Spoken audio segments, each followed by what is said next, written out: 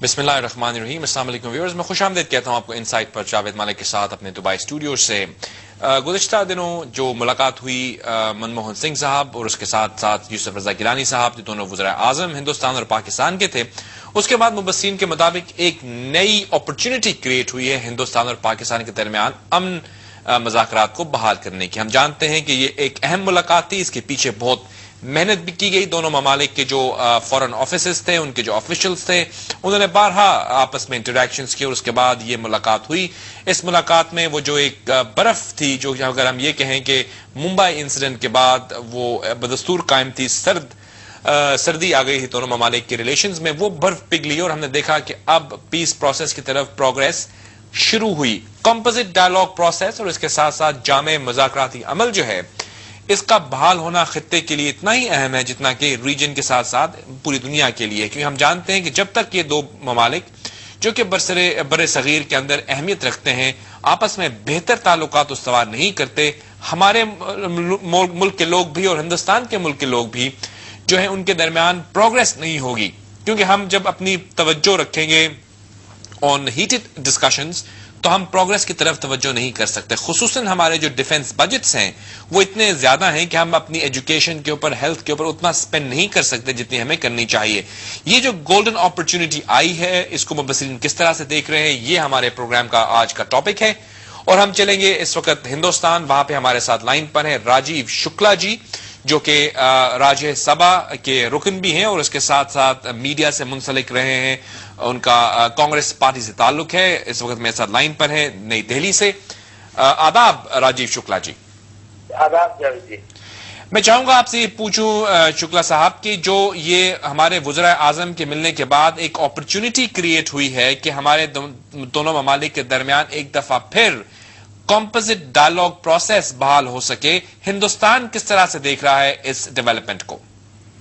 देखिए, मेरे हिसाब से एक मेजर ब्रेक थ्रू है, क्योंकि जो पहले एक माहौल था मुंबई इंसिडेंट के पहले, वो माहौल वापसी की तरफ फिर हम बढ़ रहे हैं और एक रिलेशनशिप की नॉर्मलाइजेशन का जो प्रोसेस है वो जो है शुरू हो गया, ऐसा मुझे लगता है, जो कि बहुत जरूरी था।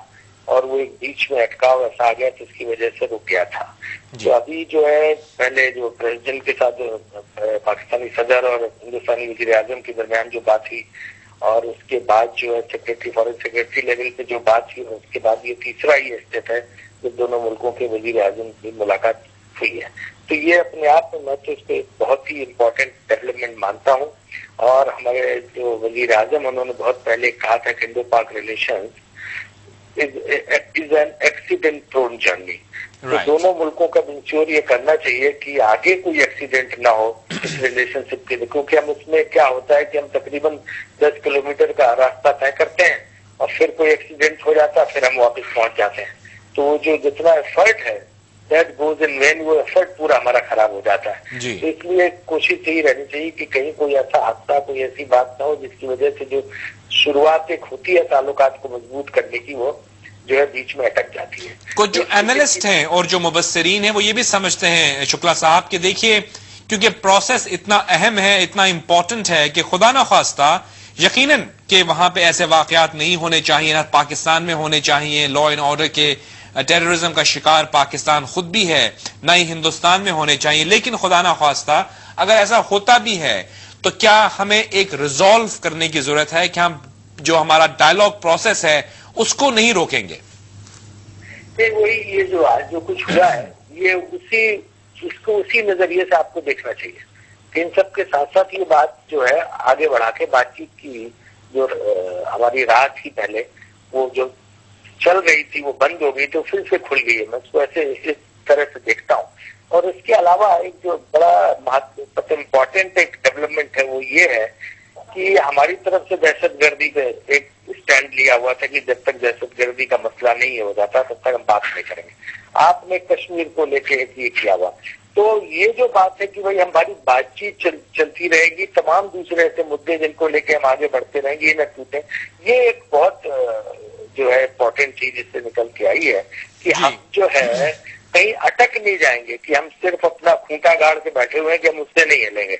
वो बात नहीं होनी चाहिए। दोनों मुद्दों पे हमें एक रास्ता निकालना चाहिए, लेकिन उसके साथ साथ बाकी चीजों पर बात चलती रहनी चाहिए। जी शुक्ला साहब, एक तो पॉलिटिकल व्यू पॉइंट होता है, आप राज्यसभा के रुकन भी हैं, उस हवाले से भी आप बात करेंगे, लेकिन उससे पहले आप मीडिया से मुंसलिक रहे हैं और आप एक सिविल सोसाइटी के रुकन भी हैं, इंटरैक्शन भी है आपकी हिंदुस्तान में आम लोगों से। अवाम जो है दोनों ममालिक के, वो ये चाहते हैं कि दोनों ममालिक के दरमियान जो है वो पीस रहे, बिकॉज हम जब भी हिंदुस्तान में दोस्तों से मिलते हैं वो भी यही चाहते हैं, पाकिस्तान में भी अगर आप सिविल सोसाइटी के लोगों से बात करें तो वो भी यही चाहते हैं, लेकिन पॉलिटिकल लेवल पर हमारी कुछ डिस्प्यूट्स हैं जो बदस्तूर कायम हैं। तो आप क्या समझते हैं कि ये जो इदराक पाकिस्तान की तरफ से हो रहा है कि हमारी खित्ते की प्रोग्रेस इस चीज में है कि हमारे दरमियान पीस इस्तवार हो जाए, क्या इसका इदराक हिंदुस्तान में भी है? बिल्कुल है, क्योंकि हमारे यहाँ कोई भी गवर्नमेंट तब तक आगे नहीं बढ़ती है जब तक जो अवाम है उसकी जो फीलिंग्स है, उनके जो जज्बात हैं, वो उसको सपोर्ट नहीं करते हैं। और हिंदुस्तान की जो पार्लियामेंट में भी बाइंदार सबका कुल मिला के यही कहना है कि ये बातचीत होती रहनी चाहिए, बातचीत में कोई ये नहीं होना चाहिए। तो गवर्नमेंट अपने आप कोई चीज नहीं करती, माहौल देख के आगे बढ़ती है। तो और ये बात पहले भी थी कि दोनों मुल्कों के जो अवाम है वो एक दूसरे से दोस्ती चाहते हैं, लेकिन ये कि बीच में कुछ ऐसा अटकाव आ जाता है जिसकी वजह से सारा माहौल बिगड़ जाता है। तो मैं तो ये मानता हूँ कि आवाम तो दोनों तरफ से यही चाहते हैं कि दोनों में रिश्ते अच्छे रहे। आपको पता होगा कि पिछले जो 5 साल गुजरे वो कितने अच्छे थे, हर तरफ आना जाना, शादी ब्याह में लोग आना जाना शुरू किया, और इतना ज्यादा इतने डेलीगेशन आए कि आप सोच नहीं सकते थे। तो वो चीज, वो माहौल लौटे, ये कोशिश तो आवाम चाहता ही है। फौरी तौर पर कुछ बातें ऐसी हो जाती जिनकी वजह से उनके दिलो दिमाग में अजीब सी फीलिंग आ जाती है। आपका जो एक तवील तरीन इन्वॉल्वमेंट रही है मुख्तलिफ मीडिया में भी और अब राज्यसभा में भी, कांग्रेस पार्टी में भी, और आपकी इंटरेक्शन यकीनन होती होगी अपने वजीर खारजा से भी, वजीर आजम से भी, आपके जो संसद के और भी अराकीन हैं उनसे भी। आप क्या गर्दानते हैं कि आपके हवाले से कौन से 2 या 3 अहम मुद्दे हैं जिन पर प्रोग्रेस की जरूरत है? क्योंकि मुलाकात बहुत अच्छी बात है, डायलॉग भी बहुत अच्छी बात है, लेकिन 60 साल से ज्यादा हो चुके हैं, लोग कुछ रिजल्ट भी चाहते हैं। आप क्या समझते हैं कि कश्मीर पर रेजोल्यूशन हो सकता है? कांग्रेस पार्टी का मैं सेक्रेटरी भी हूँ, जी हाँ, कांग्रेस का स्पोक्समैन भी हूँ मैं, जी है ना। और तो मैं तो यही बात कह सकता हूँ कि जो 2-3 मुद्दे मुझे समझ में आते हैं कि हिंदुस्तान के अवाम को भी ये बात समझ में आ रही है और ये बात लग रही। मैंने भी इसको अपनी पार्लियामेंट में इस बात को रखा था कि पाकिस्तान का आवाम जो खुद दहशतगर्दी से जूझ रहा है, जी हाँ, वहाँ रोज जो है मतलब दर्जनों लोग वहाँ जो है शिकार इसके होते हैं। तो वो लोग खुद दहशतगर्दी से परेशान है। तो दहशतगर्दी पे एक तो दोनों लोगों को मिलकर लड़ना चाहिए ताकि दहशतगर्दी पर काबू करके हम दोनों मुल्कों को में जो है अमन चैन कायम कर सकें। दूसरी चीज जो सबसे बड़ी चीज है कि जो कॉन्फिडेंस बिल्डिंग मेजर्स ने पहले शुरू हुए, तो कॉन्फिडेंस बिल्डिंग मेजर्स जो है बदस्तूर कायम रहे और उन पे हम आगे बढ़ते हैं।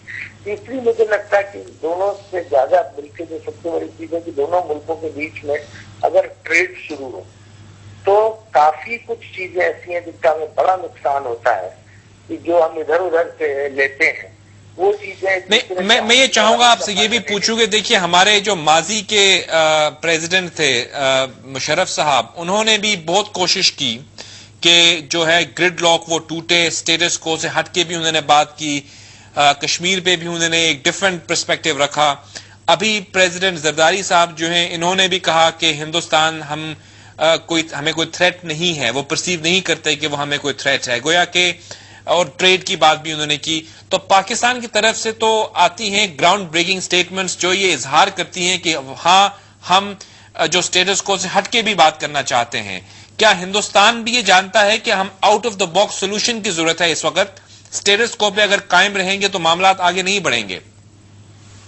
देखिए, बॉक्स के साथ साथ आप आउट ऑफ बॉक्स की भी बात कर सकते हैं, दोनों को लेकर चल सकते हैं, ऐसी बात नहीं है। उसी तरफ कुछ ये है कि जैसे दहशतगर्दी का मुद्दा है उसको भी हम सुलझाएं और उसके साथ साथ दूसरी चीजों भी बढ़ते रहें। ये दोनों मुल्कों के इंटरेस्ट में है, दोनों मुल्कों के हक में है। और जो